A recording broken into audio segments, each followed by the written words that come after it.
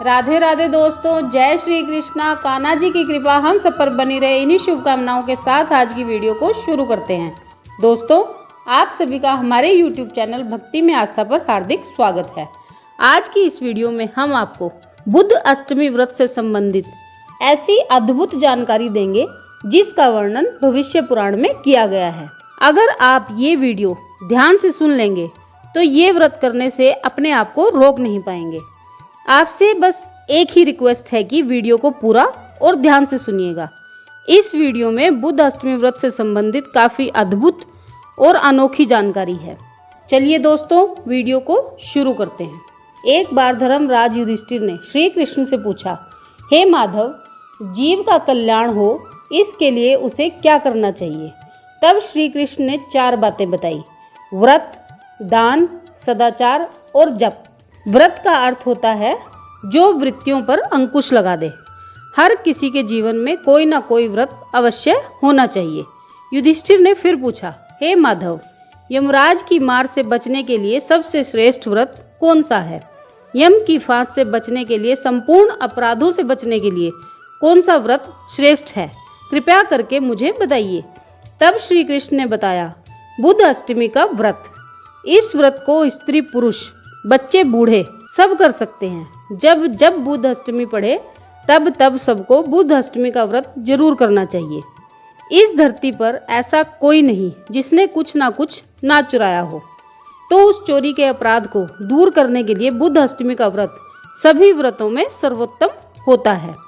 यदि जीव बुद्ध अष्टमी का व्रत कर लेता है तो चोरी के अपराध से मुक्त हो जाता है। जब शरीर से आत्मा निकल जाती है तो उस आत्मा को भी अपराधों के दंड मिलते हैं और उस आत्मा को भी वही दर्द महसूस होता है जो धरती पर चोट लगने से शरीर को महसूस होता है। चोरी करने वाले को आरे से चीरकर उसके 2 हिस्से कर देते हैं यमराज जी। ऐसे चोरी के अपराध से वह जीव बच जाता है अगर उसने बुद्ध अष्टमी का व्रत किया है। बुद्ध अष्टमी के कुल 8 व्रत किए जाते हैं। एक एक व्रत अत्यंत पुण्यदायी होता है। बुद्ध अष्टमी के एक व्रत का पुण्य यदि किसी दूसरे के निमित्त भी दे दिया जाए तो उसकी भी सद्गति हो जाती है। ये इस व्रत की महिमा है। ये व्रत करने से जीव को नरक में नहीं जाना पड़ता। युधिष्ठिर ने फिर पूछा, बुद्ध अष्टमी का व्रत कैसे आरंभ हुआ? आप इसकी कथा मुझे बताएं और ये व्रत किसने किया और व्रत करने से उसे क्या फल मिला, वह भी मेरी सुनने की इच्छा है। श्री कृष्ण बोले, बुद्ध अष्टमी व्रत का अनुष्ठान 8 की संख्या में होता है। प्राचीन काल में ईल नाम के एक राजा थे। युधिष्ठिर ने पूछा, ये ईल कौन थे? क्षीर सागर में नारायण। तब श्री कृष्ण भगवान बोले, क्षीर सागर में नारायण, उनके नाभि कमल से ब्रह्मा का उद्भव हुआ। ब्रह्मा जी से मारीची आदि पैदा हुए। इनके यहाँ आगे चलकर कश्यप और उनके यहाँ सूर्यदेव पुत्र रूप में जन्मे। उनके बेटे हुए मनु। मनु जी को कोई संतान नहीं थी। मनु जी ने पुत्र की प्राप्ति के लिए एक यज्ञ कराया, परंतु उस यज्ञ से बेटी प्रकट हो गई, जबकि मनु जी को बेटा चाहिए था। बेटी का नाम था इला। तब युधिष्ठिर ने आश्चर्य से कहा, भगवान, ये तो बेटी थी, तो इसे राजा क्यों कहा गया? इस पर भगवान ने कहा, ये बेटी तो थी, लेकिन गुरुदेव ने महादेव की कृपा से इसे बेटा बना दिया।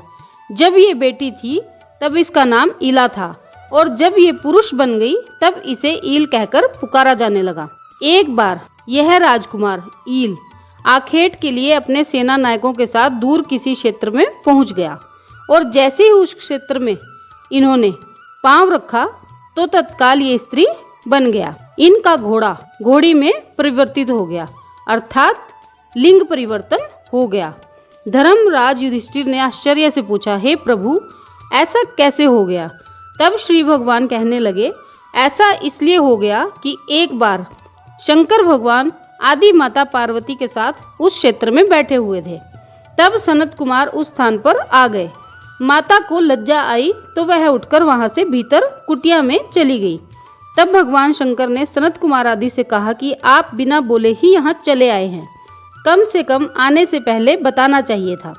घर गृहस्थी की, पति पत्नी की निजी बहुत सी बातें होती हैं। हम वो बातें कर रहे थे और आप बिना बताए ही चले आए। कम से कम बोलना तो चाहिए था। तब सनत कुमार जी बोले कि भगवान, हम तो साधु हैं, हमें पूछने की क्या जरूरत, हम कभी भी कहीं भी चले जाते हैं। ये सुनकर शंकर जी को क्रोध आ गया और शंकर जी कहने लगे कि चलो, हम इस जगह को श्राप दे रहे हैं कि अब के बाद जो भी पुरुष इस जगह पे आएगा वो पुरुष स्त्री में परिवर्तित हो जाएगा। तब से उस स्थान पे जो कोई पुरुष जाता है, गलती से भी चला जाता है, तो वह भी स्त्री बन जाता है। यही कारण था कि राजकुमार ईल भी स्त्री बन गए।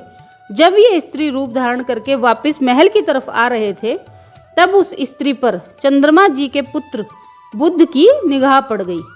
ऐसा उल्लेख है कि बुद्ध सभी देवताओं में सबसे सुंदर देवता है। श्री बुद्ध ने जब इस नारी को देखा तो वे इस स्त्री के रूप पर मोहित हो गए। योग से उस दिन बुधवार और अष्टमी तिथि भी थी। तब बुद्ध देव जी ने उस स्त्री के साथ विवाह कर लिया और उन दोनों का एक पुत्र उत्पन्न हुआ। तब से चंद्रवंश की शुरुआत हुई थी। अष्टमी का दिन था, पुत्र की प्राप्ति भी हो गई थी, विवाह भी हो गया था। तभी से बुद्ध देव जी ने उस तिथि को ये आशीर्वाद दे दिया कि जो भी स्त्री बुद्ध अष्टमी का व्रत करेगी वो कभी निसंतान नहीं रहेगी। बुद्ध जी बोले, जो भी कुंवारी कन्या इस व्रत को करेगी उसको अच्छा घर और अच्छा वर मिल जाएगा। जो भी कोई विद्या प्राप्ति के लिए बुद्ध अष्टमी का व्रत करेगा, तो बुद्ध का मतलब होता है ज्ञानी, बहुत बड़ी समझ वाला, आत्मज्ञान की प्राप्ति। ये सब बुद्ध देव के ही अर्थ हैं, तो उन्हें ये सब प्राप्त हो जाता है। विद्यार्थी को विद्या मिलती है, लाभार्थी अर्थात व्यापारी को व्यापार में लाभ होता है। और जिन माता पिता के बच्चे उनसे दूर चले गए हैं, अगर वो माता पिता ये व्रत कर लेते हैं तो उनके बच्चे उनके नज़दीक आ जाते हैं। ये सब बुद्ध देव जी कह रहे हैं। इस बुद्ध अष्टमी को उन्होंने इतना बड़ा वरदान दे दिया, बेटियों, माताओं, वृद्धाओं, जतियों, सतियों, शुभ चिंतकों को सबको ये व्रत करना चाहिए। यह अष्टमी सभी पापों का नाश करने वाली होगी और सभी उपद्रवों का नाश करेगी। ऐसी मान्यता है कि जिस घर में बुद्ध अष्टमी का व्रत रखा जाता है उस घर में अग्नि का प्रकोप नहीं होता, उस घर में किसी की अकाल मृत्यु नहीं होती। ये बुद्ध अष्टमी का वर्णन भविष्य पुराण के अंतर्गत बताया गया है। उनको व्यापार में घाटा नहीं होता। बुद्ध अष्टमी का व्रत करने वाले को यदि सांप भी काट ले तो उस पर विष का प्रभाव भी नहीं होता। इतनी बड़ी महिमा है इस व्रत की। मूर्ख भी विद्वान हो जाते हैं इस व्रत के प्रभाव से। जिनके घर में विवाह से संबंधित कोई भी परेशानी हो रही हो तो बुद्ध अष्टमी का व्रत करने से वो भी सुलझ जाती है। बुद्ध अष्टमी व्रत के प्रभाव से चोरी के अपराध से भी मुक्ति मिल जाती है। इसके पीछे की कथा सुनाती हूँ, आप सभी ध्यान से सुनिए। बहुत प्राचीन बात है। एक नगरी थी मिथिला नगरी। इसमें एक राजा हुए थे जिनका नाम था बैरीगढ़ और पत्नी का नाम था उर्मिला।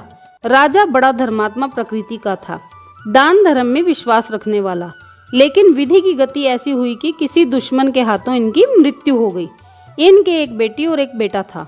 उर्मिला राजा की मृत्यु के बाद काफी परेशान रहती थी कि अब घर कैसे चलेगा, क्योंकि राजा की मृत्यु के बाद उसका सब कुछ छिन गया था।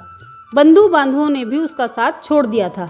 बेचारी अपने बच्चों को पालने के लिए उज्जैन चली गई। ये एक ब्राह्मण के घर जाकर नौकरी करने लगी, लेकिन नौकरी के बदले जो तनख्वाह मिलती थी वो उसमें संतुष्ट नहीं थी।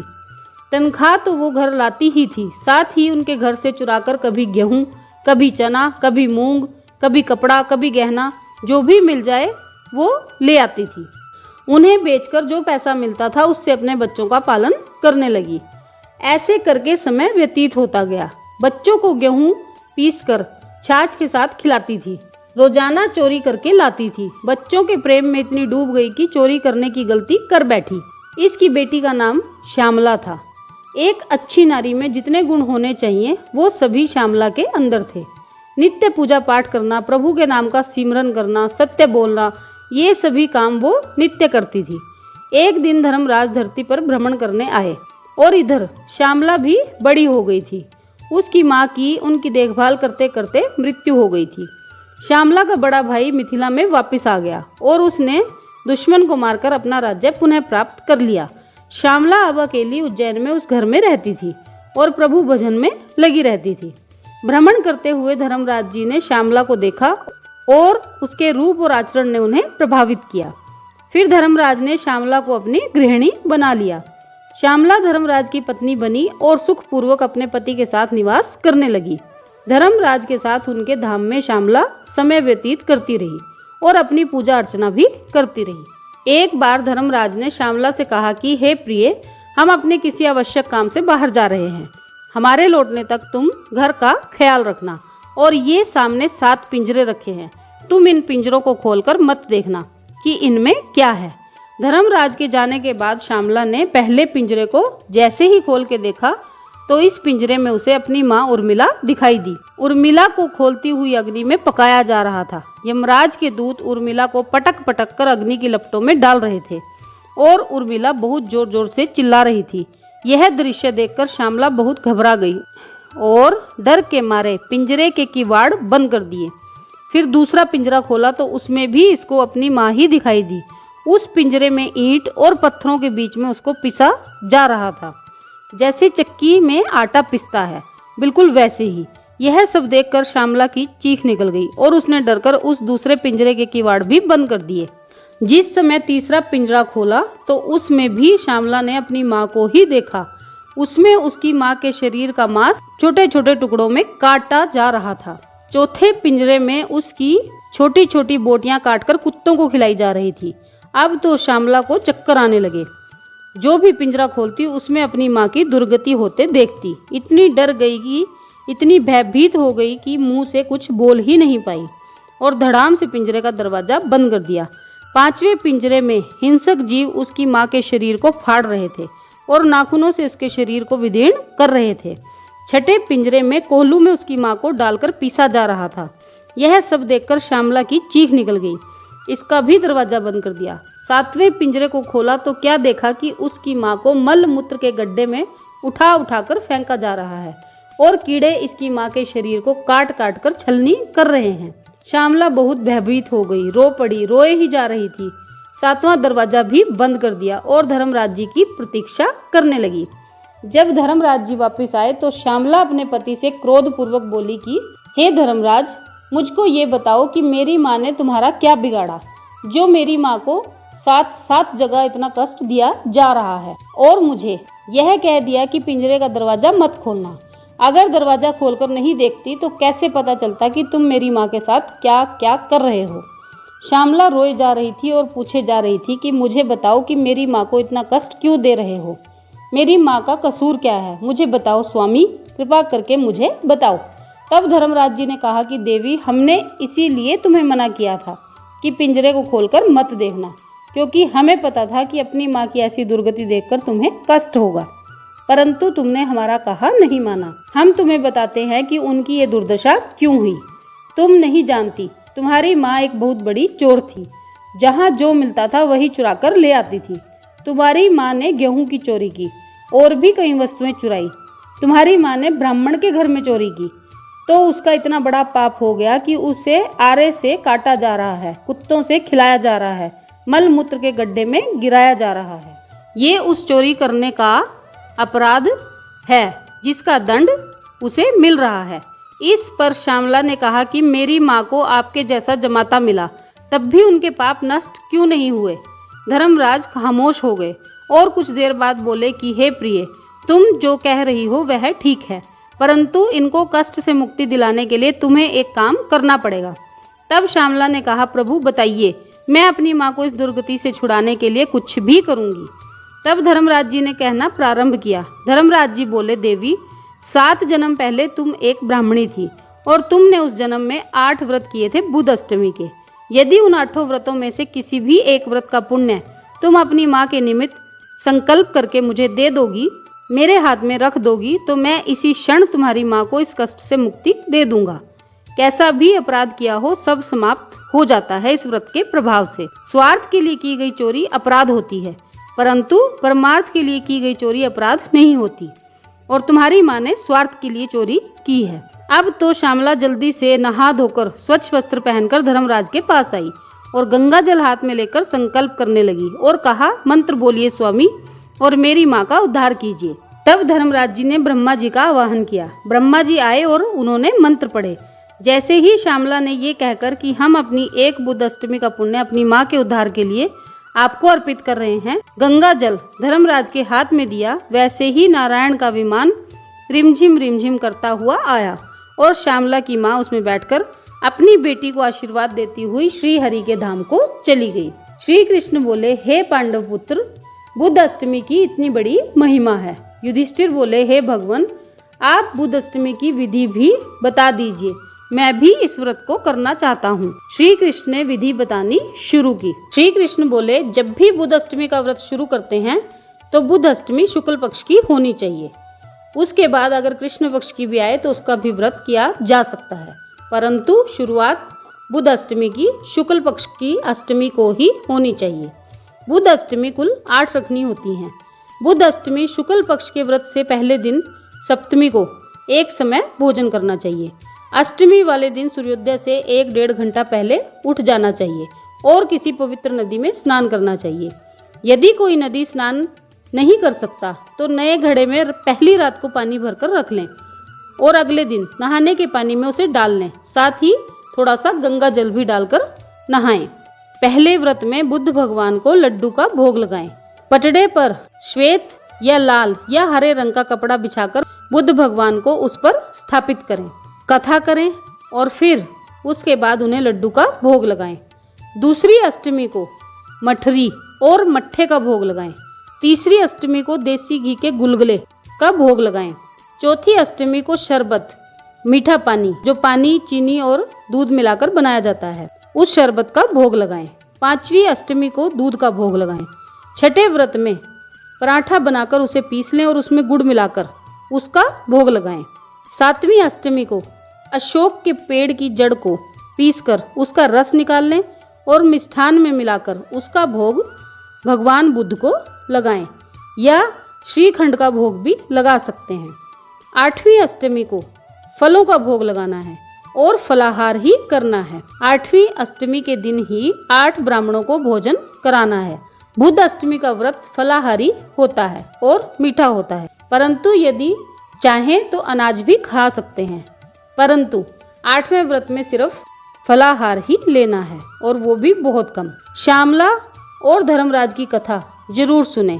8 व्रतों में ईला नाम के राजा की कथा भी जरूर सुने। जब भी व्रत खोलें तब मूड खराब नहीं होना चाहिए, मन प्रसन्नचित हो और परिवार के साथ भोजन ग्रहण करें। भोजन के बाद कुल्ला आदि करें और बुद्ध देव के मंत्रों का सारा दिन जाप करते रहें। बुद्ध अष्टमी की मूर्ति को, बुद्ध अष्टमी के व्रत में बुद्ध देव की जो मूर्ति पूजा के लिए रखी गई थी, 8 व्रत पूरे होने के बाद वो ब्राह्मण को दान कर दें। एक पात्र में गेहूं भरकर उस पर ये मूर्ति रखें, पीला कपड़े से ढकें उसको और ब्राह्मण को दे दें। ब्राह्मण को सामान देते समय बुद्ध देव के नामों का मन ही मन जप करते रहें। इनका जाप करने से बुद्धि प्रखर हो जाती है। बुद्ध अष्टमी का वर्णन गरुड़ पुराण में भी बताया गया है कि यमराज के कोप से बचने के लिए यह सर्वोत्तम उपाय है। बुद्ध देव की मूर्ति सोने, चांदी, मिट्टी या कागज की कोई भी ली जा सकती है। सबसे उत्तम सोने की है। दीवार पर भी मूर्ति बनाकर पूजा की जा सकती है। प्रत्येक स्त्री पुरुष को अपने जीवन में 8 व्रत तो कर ही लेने चाहिए, नहीं तो एक ही व्रत कर लें, लेकिन जरूर करें। माता पिता बेटी के घर में खा नहीं सकते, परंतु बेटी अपनी एकादशी अष्टमी का पुण्य अपने माता पिता को दे सकती है और बेटी अपने माता पिता को तीर्थ यात्रा भी करा सकती है। दोस्तों, अगर कर पाएं तो बुद्ध अष्टमी का व्रत अपने जीवन काल में जरूर करें। बुद्ध अष्टमी के व्रत कुल 8 किए जाते हैं। 8 की संख्या में भोग लगता है, 8 की संख्या में खाया जाता है। 8 ब्राह्मणों को आखिरी व्रत के दिन भोजन कराया जाता है। नहीं तो हर व्रत में एक ब्राह्मण को भोजन करा दें तो भी 8 की संख्या पूरी हो जाती है और दान, दक्षिणा, वस्त्र, गेहूं, फल, मिठाई आदि देकर संतुष्ट किया जाता है। एक साथ 8 ब्राह्मणों को भोजन नहीं करा पाते तो हर एक व्रत में एक ब्राह्मण को जिमा दें। एक ही ब्राह्मण को भी अगली बार आमंत्रित कर सकते हैं। अगर एक उद्यापन कर रहे हैं तो 8 ब्राह्मणों की आवश्यकता पड़ेगी। नहीं तो अपने घर की बिटिया जैसे ननद, सास की ननद यानी पति की बुआ को भी हर व्रत में जिमा सकते हैं और व्रत का उद्यापन किया जा सकता है। पहले व्रत में जिसे सामान देते हैं, अगले 7 व्रतों में भी उसे ही सामान देना होता है। 8 श्रृंगार का सामान देना होता है। जैसे भाभी अपनी ननद को पहले व्रत में 8 बिंदी के पत्ते दे दे, दूसरे व्रत में 8 डिब्बी चूड़ियाँ दे दे। तीसरे व्रत में 8 सिंदूर की डिब्बियाँ दे दे। ऐसे ही हर व्रत में एक सुहाग का सामान 8 की संख्या में दे दे। पहले व्रत में ननद को दिया तो अगले सभी व्रतों में भी ननद को ही सारा सामान देना होता है। फिर आखिरी व्रत यानी 8वें व्रत के दिन उद्यापन करना होता है। इसमें 8 की संख्या में श्रृंगार के सामान के साथ ननद नंदोई के कपड़े, मिठाई, फल, दक्षिणा ये सब भी देना होता है। बुद्ध देव की फोटो यदि सोने या चांदी की बनवा रखी है तो वो भी देनी होती है।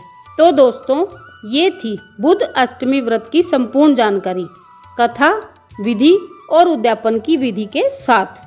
आप सबने वीडियो को ध्यान से सुना, इसके लिए आपका धन्यवाद।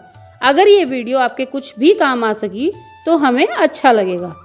चलिए दोस्तों, आज की वीडियो में बस इतना ही। फिर मिलते हैं एक और नई वीडियो के साथ। तब तक स्वस्थ रहिए, मस्त रहिए, अपना और अपनों का ख्याल रखते रहिए। राधे राधे दोस्तों, जय श्री कृष्णा, जय माता दी।